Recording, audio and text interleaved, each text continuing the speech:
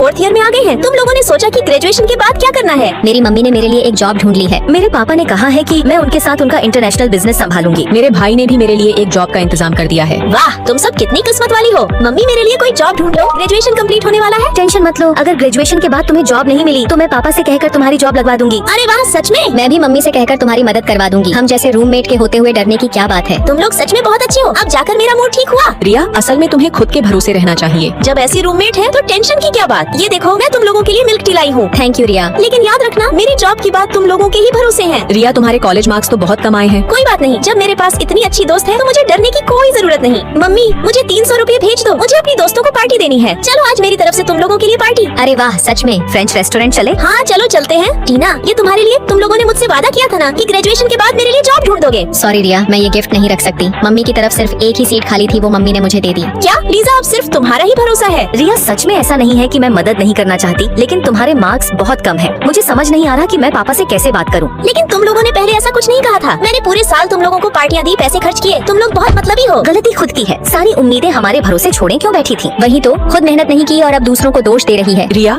जो जॉब तुम्हें बिना किसी मेहनत के मिली हुई लग रही है, असल में वो उन लोगों ने खुद की मेहनत से हासिल की है। अगर वो तुम्हारी मदद कर भी देती, पर तुम खुद काबिल नहीं होती और वो मौका भी बेकार चला जाता। मैं समझ गई। बस फिर मैंने ठान लिया, अब मैं खुद के बल पर कुछ कर दिखाऊंगी। बेटा तुम वापस आ जाओ, मैं तुम्हारे लिए कोई और काम ढूंढ लूंगी। नहीं माँ, मैं अब खुद के दम पर कुछ करना चाहती हूँ। क्योंकि तुम्हारा रिज्यूम बहुत कम है, इसलिए तुम्हें बिल्कुल शुरुआती लेवल से काम शुरू करना होगा। मैं तैयार हूँ। सैलरी 3500 हो और इंटर्नशिप में इसका 80% मिलेगा। बोलो मंजूर है? हाँ मंजूर है, मैं यहाँ सीखने ही आई हूँ। ठीक है, फिर काम शुरू कर दो। वाह, यस, मैं अपना पूरा 100% देती। सबको मेरा काम इतना पसंद आता कि दूसरी कंपनी का बॉस मुझे अपने यहाँ मैनेजर की पोस्ट पर रख लेता। हाँ रिंकी बोलो। सुना है तुम्हें एक बहुत बड़ी कंपनी ने मैनेजर की पोस्ट पर हायर किया है। जो मुश्किलें मैंने कॉलेज में नहीं देखी थी, वो मुझे इस समाज ने सिखा दी। अच्छा हुआ जो मैं खुद के पैरों पर खड़ी हो गई। ऑल द बेस्ट रिया। मेहनत का कोई शॉर्टकट नहीं होता, जो खुद पर भरोसा करता है वही आगे बढ़ता है। मैंने सही कहा तो लाइक सब्सक्राइब करके कमेंट में जरूर बताना।